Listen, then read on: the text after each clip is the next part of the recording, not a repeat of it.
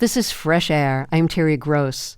Our new co-host, Tonya Mosley, has today's interview. It's a lot of fun. Here's Tonya to introduce it.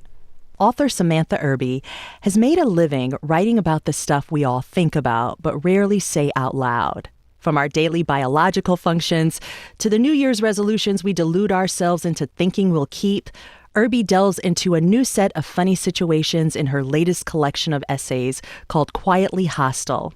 In it, she takes us through her rise as a Hollywood TV show writer, the trials of getting turned away at swanky restaurants for not dressing hip enough, to almost getting a popular cable network to turn her first book into a TV show, the operative word being almost.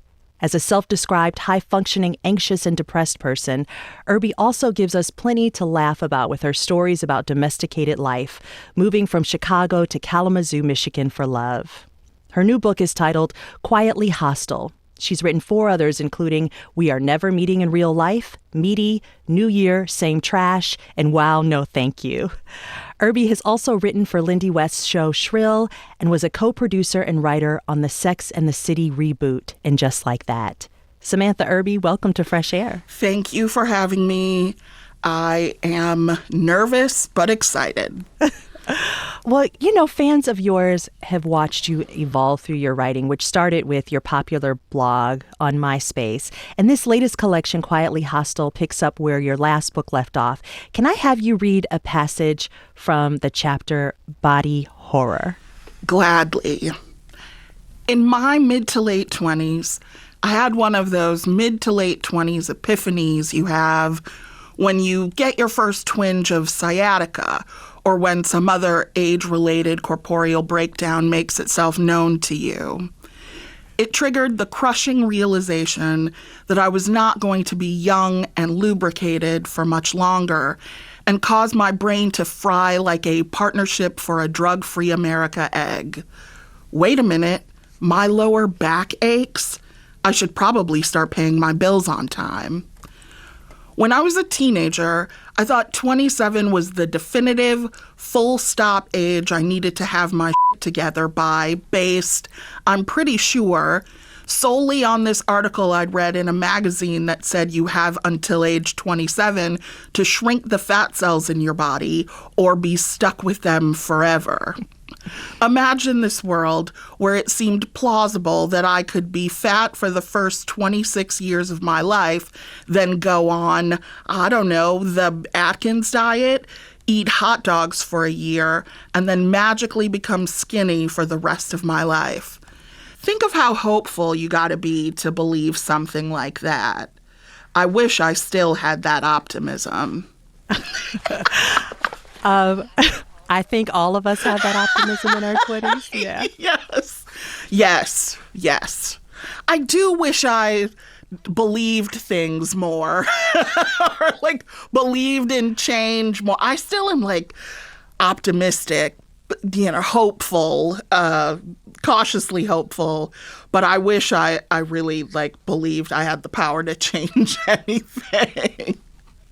To change any and everything, including your body. Yeah. You also, in this book, you're very real, like that chapter. You're also fielding job offers from Hollywood while somehow making the management of your Crohn's disease and getting a prescription for an antidepressant funny. What's your barometer for too much information? Is there actually such a thing? Yes.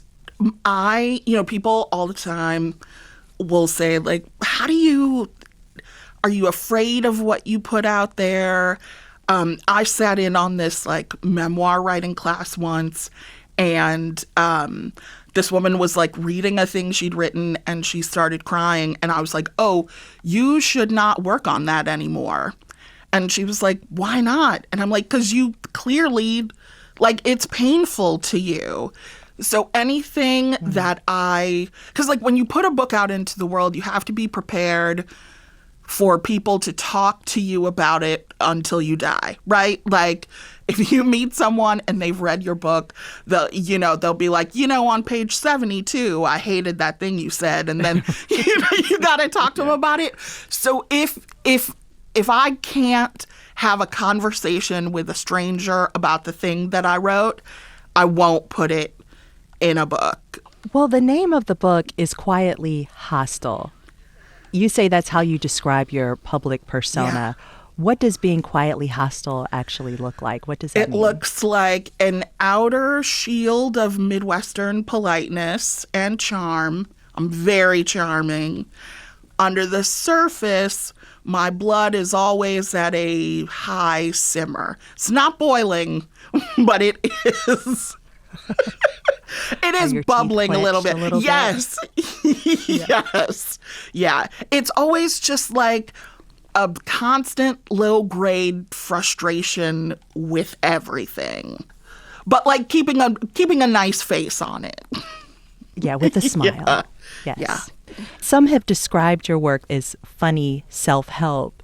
You call it more of a survival guide. What do you mean by that? I mean, I am in no position to truly help anyone, right? Like, I have some tools and tricks that if people want to adopt, it'll get them from point A to point B, because that's essentially like what I'm doing. I'm just trying to get to the next thing. I don't have any long-term goals. I don't make any plans. I just am trying to find a way to get to whatever is happening after this. You know what I mean? And so, like, help. I don't know if I'm helpful to people, that is incredible, and I feel great about it. Even if it's just to give them a laugh, right? Like, I always want to be useful. I want someone to have a lift in their day because of some joke I made. I'm curious, would you ever consider, or have you ever done stand-up comedy? No, and I wouldn't consider it because this I have a real answer for. Stand-up comedy, it's like the only medium where the audience is encouraged to be rude to the person on stage. And I can't get heckled. You know what I mean? Like, I will pass away on stage. If I get heckled, oh my God, just thinking about it, like, I'm going to break out in a cold sweat. Oh my gosh. Okay, well, let's not get you. Okay. It's okay. But storytelling, which I have done, like Chicago has a big, used to, I don't know how big it is now, but a live lit community, which is essentially like storytelling, and there are all these storytelling shows, and I performed live in front of a live audience, and I performed live for years and years. But like a storytelling audience is like prepared to cry and like pleasantly surprised when you make them laugh. Stand-up audiences are like, make me laugh, idiot. And I don't need that kind of pressure. For years, as I mentioned, you had been describing yourself as a high-functioning, depressed person with anxiety. But did I read that you most recently were diagnosed with OCD? Yes. Like 9 months ago, I was like, I mean, the pandemic really like broke my brain, right? Like, I didn't leave the house at all, like, for 2 years. And I sort of like regressed into this like feral creature who all of a sudden was terrified of everything outside, right? Like, in the grocery store, I'd feel like people were chasing me, or like in the car, I always thought people were trying to run me off the road. And I was like, well, I could be insane and suffer, or I could find a psychiatrist. So I found a psychiatrist who's like really great. And like, we just like talked, and I described like the way I think and the things I think about and some of my habits. And she was like, yeah, that's OCD. And like, you know, we had session after session, and she was like, yeah, everything you say is leading me to believe you have OCD. And so then she put me on Zoloft. And then we bumped the dose higher and higher until it started to work.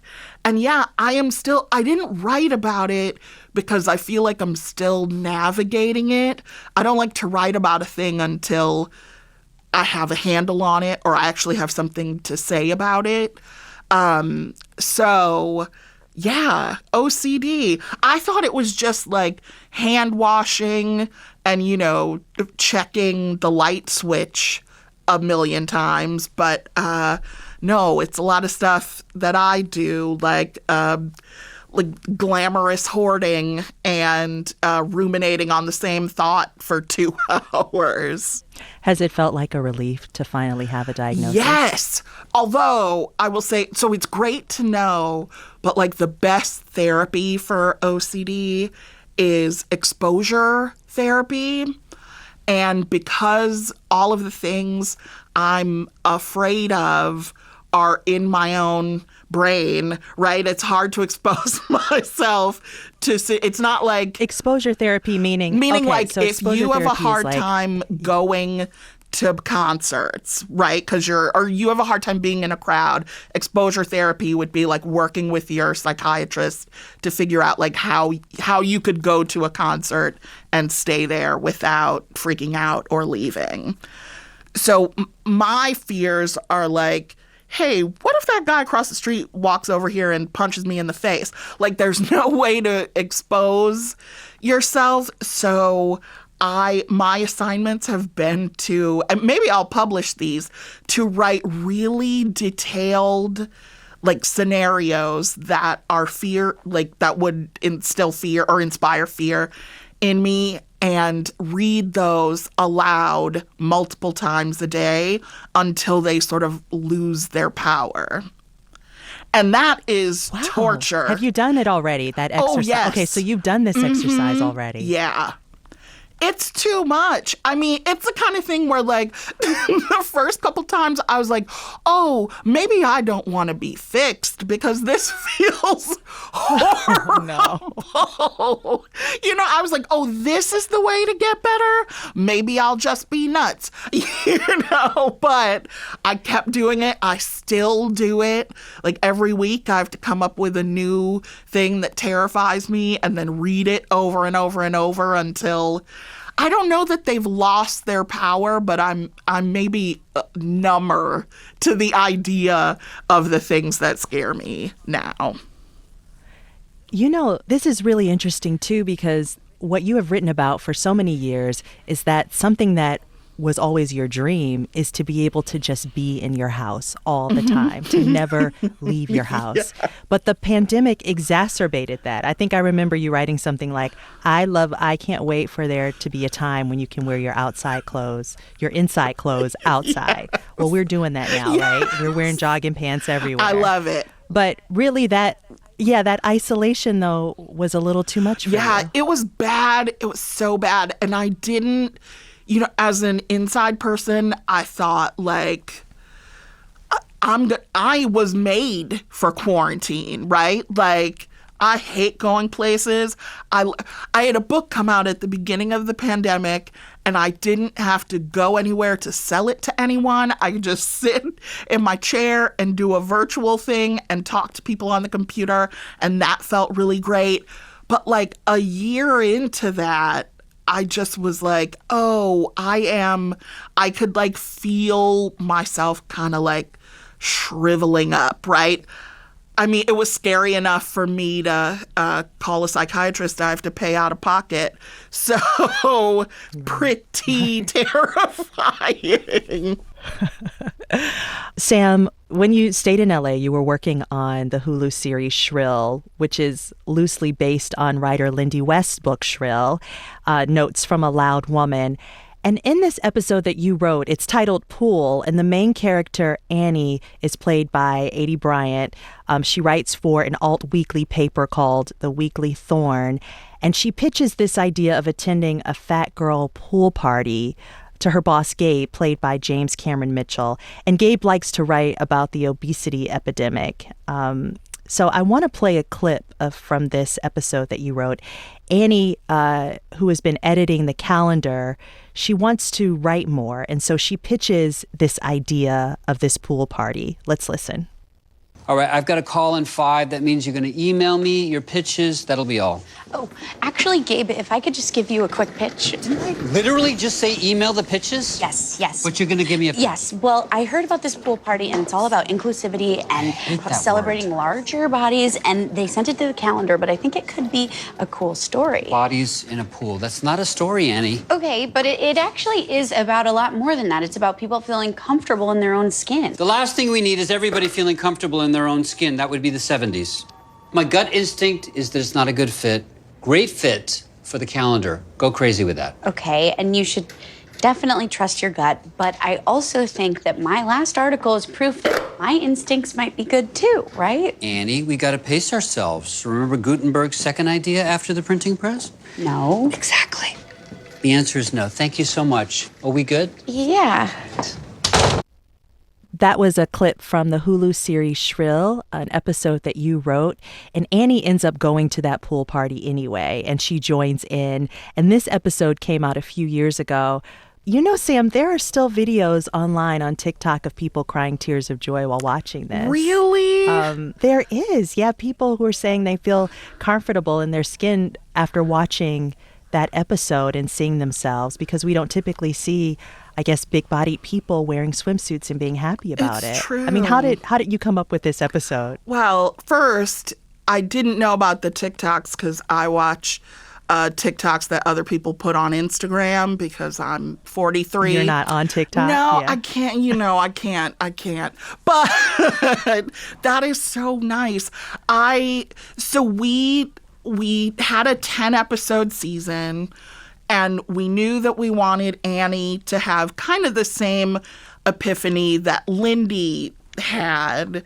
And, like, there's no way on TV to be like, hey, watch this character flip through a lot of pictures of, like, fat women in their underwear to feel better about her body, which is, like, what we did, So we needed to, like, come up with a vehicle that would be, like, something that would open her eyes. And Lindy and I both had been to separate fat babe pool parties. I went to the Chunky Dunk, and there are some others.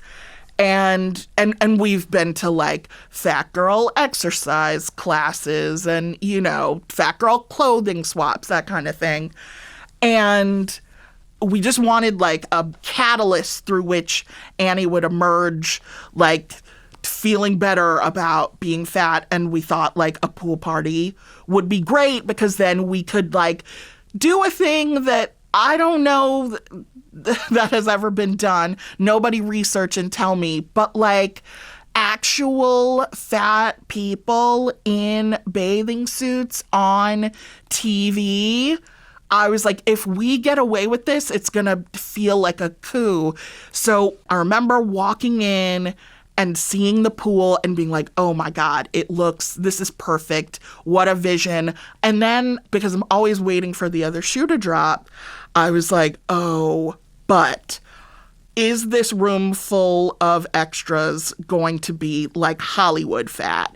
You know what I mean? I was worried that I would go in to say hello, and there's nothing wrong with the size 6, but that is not a fat person, or a size 8 even. And I was just like holding my breath like, oh, please. And then Lindy and I walked in to say hi to all the extras. And there were just all these big, glorious bodies being treated well. I don't want to divorce them from, like, being people, but it's the bodies you notice first. And they were, like, making custom swimsuits for people. And hair and makeup was happening. And it was just, like, this beautiful dream. And I was like, I cannot believe that we get to do this. Now, no one has let anyone do this since, so this might be our, like, one unicorn fat naked people episode, but it was a dream. Like, I still am, like, in disbelief that we got to do it with no pushback. So, Sam, there's a chapter in your book about the question people who have chosen not to have children often get, and that's, don't you wish you had a kid? And your response is, do I wish I could sit idly by and witness all the things I hate about myself in a person? How do you respond to that question in real life? And does it actually bother you for people to still ask you that? It doesn't bother me because it gives me a chance to do a bit. I always love the opportunity to do a bit. And that is what I say to people, especially people who know me. I'm like, okay, my body's a wreck. I am mentally unwell. What part of you wishes that I was a person who had a kid? It's so weird how people will ask you something like that's like deeply personal, right? Just reflexively, like, hey, aren't you sad you didn't have a kid? First of all, what if I am sad? Are you going to help me pick up these pieces of myself you just shattered on the floor for your amusement? No, you're probably not. But also, it's just like, I didn't have a good childhood, and I am a person who was like, oh, I don't ever want to subject anyone to the life I could provide for them, right? Because it wouldn't be great, at least like before now, right? If I had a kid during my childbearing years, that kid would have suffered and my life would have been hard. And I lived that as a kid, so I don't want to do that to another child. So no, Your parents were both quite a bit older when they had Yeah, you. they were 40 and 50. My mom had been diagnosed with multiple sclerosis 4 or 5 years before she got pregnant with me. And her OB was like, don't have a baby. And like everyone in her life was like, don't have a baby. But she wanted to have a baby because she'd had my sisters when she was really young and was finally in a position. She had a house. She had a husband. She was finally in a position to like do it the right way. And that lasted for a few years, and then everything fell apart. And it was like, hey, Mom, I'm here now, but your OB was right. I should be in like the shadow realm somewhere, like floating around. But I don't know how to look a kid in the face and be like, yes, I willingly brought you into this earth, or brought you onto this earth, like knowing what I know about myself and about the world. Good luck, you know?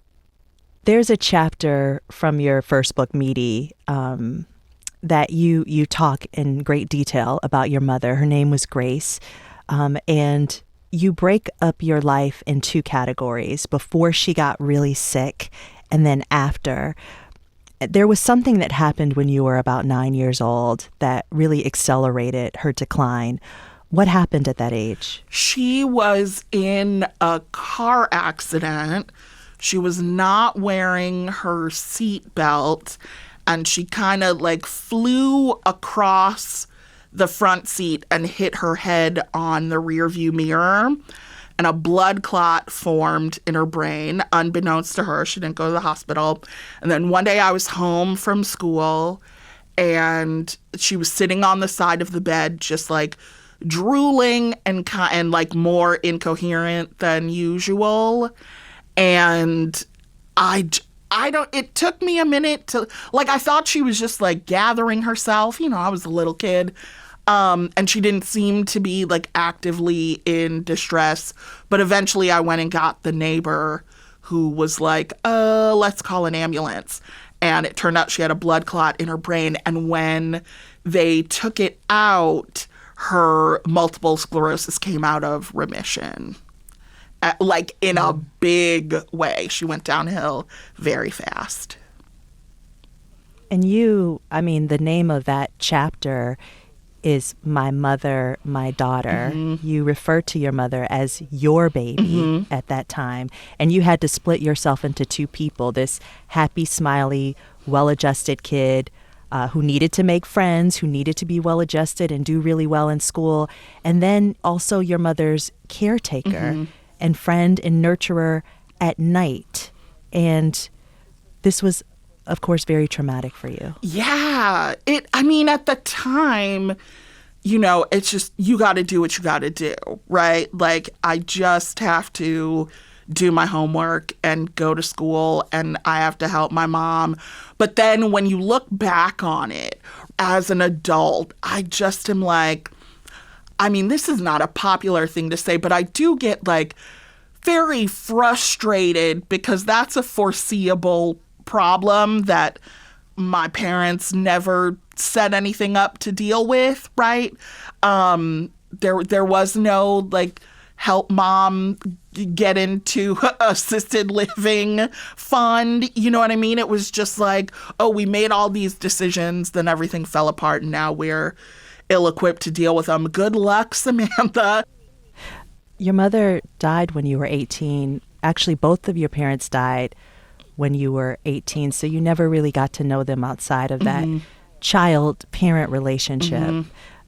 In Meaty, you write that you miss the idea of your mother, but you aren't really sure that you'd actually like her as an adult. What did you mean by that? I mean that I don't know either of my parents as people. Like, I know them as my parents, but I mean, at least old school Black parents, in my case, they weren't the type to like, they didn't like tell me their business. You know what I mean? There was no like, Susie at work is really getting on my nerves. You know what I mean? Like, we didn't have like conversations about their feelings or their friends or what was happening. And unfortunately, it has turned me into an adult who's kind of like that. Like, if a kid is around when I'm trying to gossip, I'm like, you better go get the Nintendo, brother. I have some rumors to spread. But we never got to the point where we could talk to each other like people, like they were very much like child in a child's place kind. I mean, my dad was 50 and he had fought in Korea, right? Like, he was just like a hardened old alcoholic. And so it wasn't like they were having heart-to-hearts with me. Like, I don't know much about them as people. You lived in Chicago for most of your adult life, and then you moved to Kalamazoo, Michigan, to live with your wife and stepchildren. You're not a biological parent, but you are a step-parent. What is it like being a step-parent? Well, the way I do it, it's the best. I don't try to parent those kids. I'll tell them, like, wash that plate, but I don't have to, like, discipline them. I don't have to check the homework. I don't have to do any of the stuff that makes you hate your mom. And I can do the stuff that, like, your cool aunt would do, right? Like, buy you things your mom won't buy you. And that is the way that works best for me, kind of it's not hands off because I talk to them all the time, but like, I'm not making their health decisions. Like, they have two very capable parents. They do not need me to play that role. So I'm just kind of like amusing, but also I'll tell you to pick your stuff up and I can drive you places. It's like very seamless. Like, it works. Okay, one of my favorite chapters in your latest book, Quietly Hostile, is the chapter How to Look Cool in Front of Teens. I probably did the most uncool thing and read it to my teen. So, but I just thought it was like really funny. So I would love for you to read just a little bit of it. Do not try to engage or bond with them over anything young people like. Never earnestly ask for their opinions on literally anything you enjoy. Do not mention their body ever in any capacity, and try not to notice that they even have a body. Let them drive your car. How did you learn this? Was it through experience with your stepchildren? Oh, yeah. Everything in there is based on an interaction that I've had with them.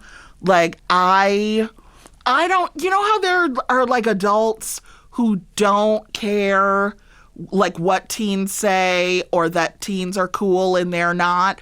That's not me, right? So when the friends are over for the sleepover, I'm not like putting on a show, but I do want them to be like, oh, your stepmom, she has tattoos. She's cool.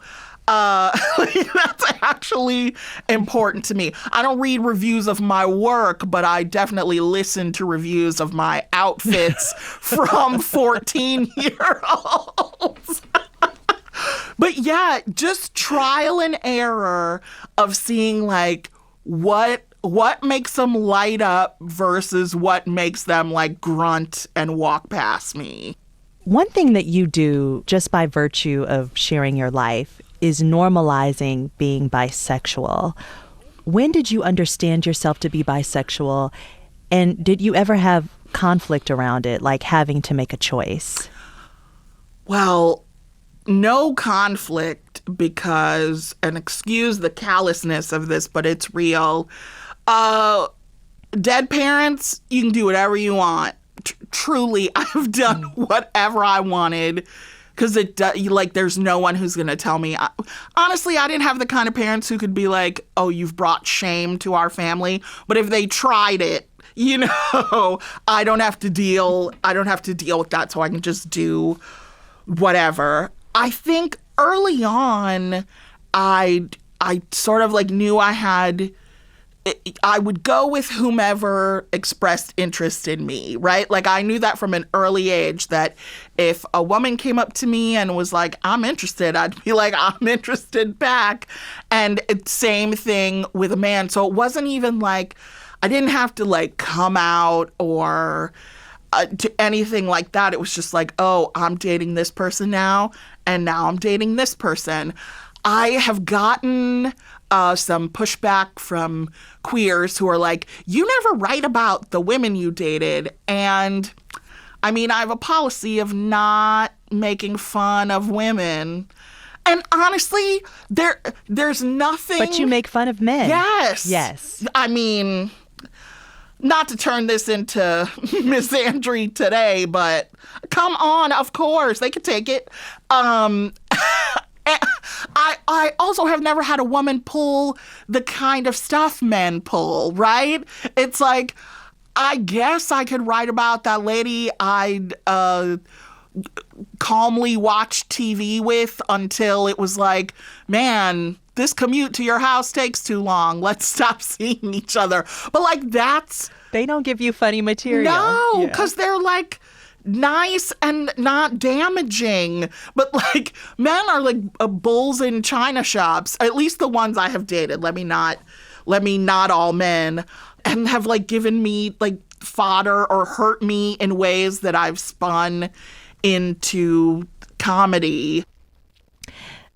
Followers of yours don't just know that you have Crohn's disease. You mentioned it a while ago. You have Crohn's disease, but they also know from your writing in great detail what it is like to live with it. Can you briefly explain what it is and why it's important for you to write about it with such specificity? Little anecdote.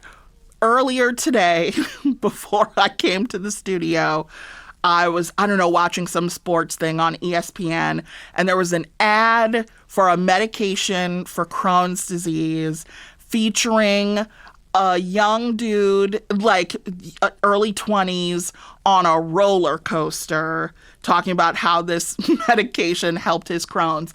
And maybe it did, but that is doing a disservice to what Crohn's is actually like. I want to see somebody sweating on the toilet while like about to pass out.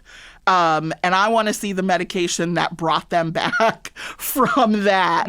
I feel like bathroom stuff is so, the way we are about bathroom stuff as a society is bonkers because it literally is a thing we all do. Why do we have to act like it's a shameful, secret thing that we're slipping off to do and like lying and saying we got to make a phone call? You know what I mean? If I can free up even one person to just announce to a dinner party, I will be gone. It will be longer than a minute. See you when I get back. Don't send out a search party. Then my work on Earth is complete. Samantha Irby, thank you so much for this conversation. Thank you for letting me What a way to end. desecrate the NPR airwaves. Tonya, this was amazing. Samantha Irby spoke with Fresh Air's co-host Tonya Mosley. Irby's new book is called Quietly Hostile. This is Fresh Air.